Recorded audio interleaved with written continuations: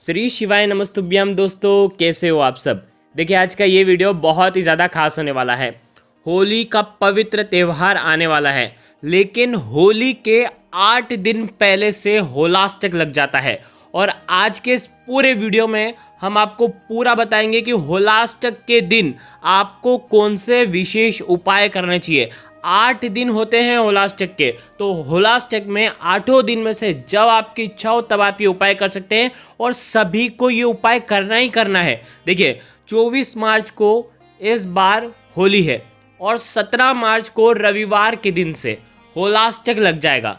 फाल्गुन मास के शुक्ल पक्ष की अष्टमी तिथि से होलाष्टक लग जाता है और इन 8 दिनों में ना कोई आप शुभ कार्य कर सकते हो, विवाह भी नहीं कर सकते हो, लगन मुंडन कुछ भी नहीं कर सकते हो, नया व्यापार तक आप खोल नहीं सकते, मतलब नया कार्य तक शुरू नहीं कर सकते।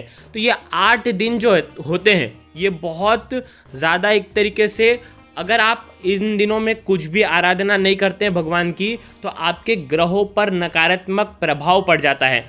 होली इस साल 24 मार्च की रात को जलाई जाएगी और 25 मार्च को रंग खेला जाएगा। देखो, ये 8 दिन की जो अवधि होती है, समझना, देखो सभी जो ग्रह होते हैं वो उग्र स्वरूप लिए रहते हैं और इनका असर जो है सभी के ऊपर देखने को मिलता है।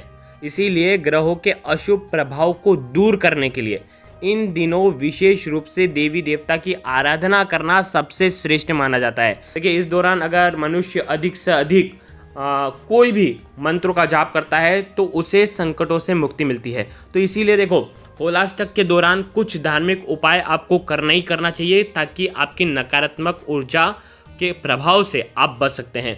नकारात्मक शक्ति इन 8 दिनों में सबसे ज़्यादा होती है, इसीलिए 8 दिनों में आपको कुछ ना कुछ उपाय करते रहना चाहिए। देखिए, अगर ग्रहों के ऊपर अशुभ प्रभाव पड़ जाता है तो संकट, विपदा, कष्ट आना शुरू हो जाते हैं। तो 8 दिन बहुत सतर्कता के रहते हैं। भले आप रोज मंदिर जाओ, भगवान के दर्शन करो, वो भी सबसे ज़्यादा प्रभावशाली होता है। अगर भगवान का दर्शन कर लिया ना तो भी नकारात्मक शक्तियाँ हावी नहीं होती है। तो विशेष ध्यान रखना, कुछ उपाय आपको होलाष्टक पर करने चाहिए। कोई भी टोना टोटका अगर आपके ऊपर कर रहा है या आपके ऊपर चढ़ा हुआ है, उसको हावी होने से आप बचा सकते हैं। 8 दिनों में होलाष्टक में नकारात्मक शक्तियाँ बहुत ज़्यादा हावी होती है, जो कि जीवन में बहुत ज़्यादा गहरा प्रभाव डालती है। अगर आप चाहते हैं कि आपके घर में कोई भी जीवन में नकारात्मक शक्तियाँ हावी ना हो तो आपको विशेष उपाय करना चाहिए। देखिए, इन 8 दिनों में आप कोई शुभ कार्य तो कर नहीं पाओगे, मंगलिक कार्य भी नहीं कर पाओगे, तो देवी देवता की आराधना, कुल देवी की आराधना, आपके इष्ट जिसको भी आप मानते हो उनकी आराधना आपको करनी चाहिए। ग्रहों की जितनी भी शक्तियाँ होती है वो इस समय समाप्त हो जाती है, शून्य हो जाती है। इसीलिए नकारात्मक शक्तियाँ हर व्यक्ति के ऊपर कुछ ना कुछ प्रभाव डालती है। हो सकता है आपके कोई दुश्मन हो, वो आपसे जलते हो, तो उनकी जो नकारात्मक वाइब्स है वो आपके जीवन में आ जाती है। नकारात्मक वो आपसे जलते हैं ना, तो आपको नज़र लगनी ही लगनी है। तो आप इन चीज़ों से बच सकते हैं। इसीलिए ध्यान रखना, देवी देवता की आराधना करो, इष्टों की आराधना करो और विशेष कुछ उपाय किए जाते हैं। देखो, क्या क्या चीज़ है जो आपको होलाष्टक पर करना चाहिए, पहले वो हम आपको बता देते हैं। बहुत ज़्यादा सिंपल ये उपाय हैं जो कि हर व्यक्ति कर सकता है, इसीलिए जो मेन उपाय है वो आज की इस वीडियो में हम आपको बता देंगे। देखो, वीडियो में आगे बढ़ने से पहले आप सभी से रिक्वेस्ट करता हूँ, चैनल पर अगर पहली बार आप आए हो तो चैनल को ज़रूर सब्सक्राइब करना और भगवान शिव की इस प्यारी सी वीडियो के अंदर आपको कमेंट में श्री शिवाय नमस्तुभ्यम ज़रूर लिखना है। देखो, एक एक करते हुए हम उपायों को समझेंगे।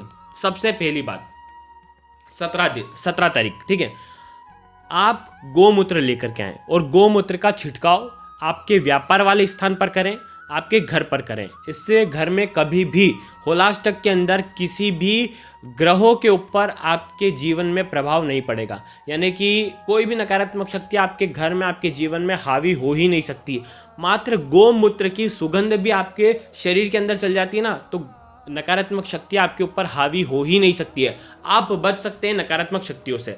गोमूत्र का छिड़काव, गोमूत्र का पोछा आप घर में लगा सकते हैं, तो ये बहुत ज़्यादा प्रभावशाली होता है। तो आप आपकी दुकान पर या ऑफिस में भी गोमूत्र का छिड़काव करें, इससे आपके ऊपर नकारात्मक शक्तियाँ हावी नहीं होगी। पहली चीज़ तो आपने ये समझ ली। दूसरी चीज़ ये भी समझ लो कि आप नमक का पोछा भी लगा सकते हैं। होलाष्टक में जब आपकी इच्छा हो तब आप नमक का पोछा आपके पूरे घर में आपको लगाना चाहिए। नमक का पोछा अर्थात जल में नमक डाल करके फिर उसके बाद पोछे के रूप में उपयोग करना। इससे भी घर में नकारात्मक शक्तियाँ हावी नहीं होती है। होलाष्टक पर विशेष ही उपाय करने चाहिए। अब जो तीसरी बात है, जब भी आपके घर में जो भी व्यक्ति स्नान कर रहा है होलाष्टक के दिनों में, तो नमक डाल करके स्नान करना चाहिए। नमक डाल करके स्नान कर मतलब 1 चुटकी नमक डालना है। 1 चुटकी भी ना डाल सको तो और कम डाल देना, लेकिन नमक का स्नान करने मात्र से नकारात्मक शक्तियाँ हावी नहीं होती है। तो विशेष इस चीज़ का भी आपको ध्यान रखना है। ये हो गई तीसरी बात। अब हम आपको बताते हैं चौथी बात। देखो, होलाष्टक पर हो सके तो रोज़ आपको तुलसी जी का पत्ता जो है वो ग्रहण करना है। चबा करके ग्रहण नहीं करना है। पत्ता, छोटा पत्ता लें और पानी से निगल लें आप, ठीक है। इस प्रकार से अगर आप तुलसी जी का ग्रहण करते हैं तो आपके ऊपर किसी भी ग्रहों की अशुभ दृष्टि नहीं पड़ती है और कोई भी नकारात्मक शक्ति आपके जीवन में हावी नहीं होती है। तो आप तुलसी दल का सेवन भी कर सकते हैं, लेकिन ध्यान रखना एकादशी के दिन, रविवार के दिन तुलसी दल तोड़ना मत। आप पुराने तुलसी दल या पहले से ही तोड़ करके रख लें और आप ग्रहण कर सकते हैं। रोज ग्रहण करिए। तो आप होलाष्टक के दरमियान 8 दिनों में कभी भी आप ग्रहण कर सकते हैं। अब हम बात करते हैं सबसे विशेष उपाय की। देखो, होलाष्टक के 8 दिन मात्र 8 दिन कुछ नहीं कर सको ना, तो मात्र 8 दिनों में 8 बार हनुमान जी के मंदिर में या तो घर में ही हनुमान जी के फोटो के सामने हनुमान चालीसा पढ़ना शुरू कर दो। 8 दिन, मात्र 8 दिन आपको हनुमान चालीसा का पाठ करना है। देखो, हम सभी जानते हैं कि हनुमान जी है संकट मोचन, और कोई भी बुरी शक्ति हमारे ऊपर हावी हो ही नहीं सकती जब हम हनुमान जी के विशेष अगर भक्त होंगे तो ध्यान रखना 8 दिनों हनुमान जी की चालीसा का विशेष दिन होते हैं। अब देखिए, होलाष्टक के दिन आप देखो, होलाष्टक 17 से शुरू हो रहे हैं, 17 को रविवार है और 18 को सोमवार है। तो होलाष्टक के सोमवार के दिन आपको पंचामृत से भगवान शिव का अभिषेक करना चाहिए।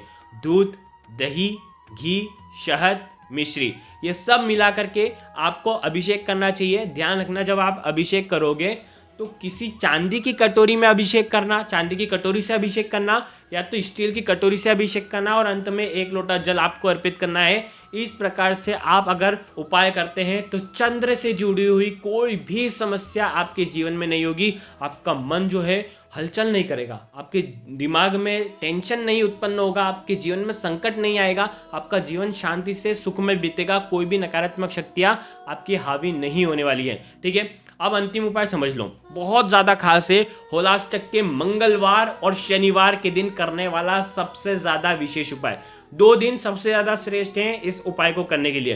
तो ध्यान रखना कैसे करना है, समझो। आप मंगलवार या शनिवार दोनों दिन में से, मतलब होलाष्टक में ये उपाय करना है, ठीक है। 5 मुखी दीपक, पंचमुखी दीपक आपको प्रज्वलित करना है, जिसमें 5 बाती होगी, लंबी बाती, ठीक है। इसके अंदर आपको चमेली का तेल आपको अर्पित करना है, ठीक है। चमेली का तेल नहीं तो सरसों का तेल, विशेषकर चमेली का तेल होगा तो सर्वोत्तम होगा, ठीक है। लंबी बाती का प्रयोग करना है। और अब आपको क्या करना है समझना, रुके हुए जितने भी काम है वो आपके होने लग जाएंगे, परिपूर्ण होने लग जाएंगे। साथ में 2 फूल वाली लौंग लेना है।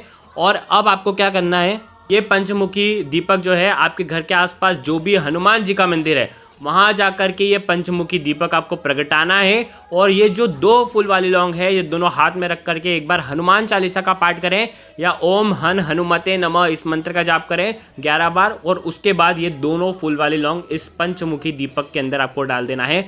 ये उपाय होलाष्टक के मंगलवार या तो शनिवार के दिन करना है।